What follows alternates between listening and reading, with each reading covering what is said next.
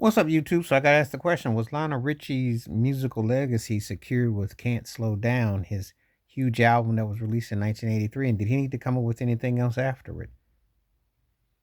I would say his legacy was secured.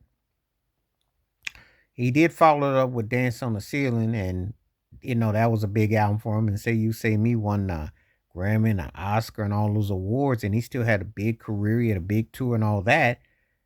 And then it kind of stuck. It kind of went hit and miss the rest of the way.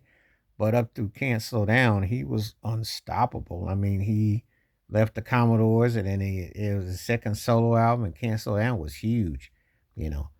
As the people fail to remember, that album was sandwiched between Michael Jackson's Thriller and Prince's Purple Rain, and they were huge records. They went diamond, and Tina Turner's Private Dancer, talking about some huge selling records. So Prince of Revolution and all that, and Tina Turner and Michael Jackson. But he was right there in the middle in his tours. He's won all kinds of awards. He went diamond. He had multiple hit songs, you know.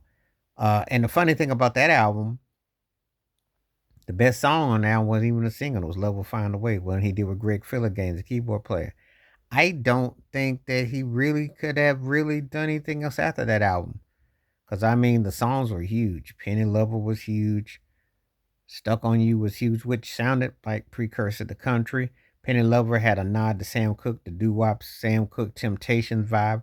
"All Night Long," which had a calypso African style vibe off of Michael Jackson "Wanna Be Starting Something" and the whole chant.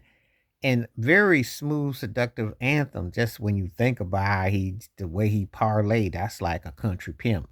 So he pulled that one off. And then, of course, "Hello" was one of the coolest Stalker songs. There was always like a twist of humor and wit to what his stuff he would do. Because when you think about songs like "Hello" and "All Night Long," they just seem so unassuming that they don't seem as freaky as they are or creepy, and it's crazy, but he made it work. He had an uncanny ability to be a hit making machine as a writer, as an artist, as a producer, co producer with James Anthony Carmichael, but he really made a strong statement, real strong statement. And when you hear the record, it sounds like a greatest hits package. I mean, "Running with the Night" was a hit.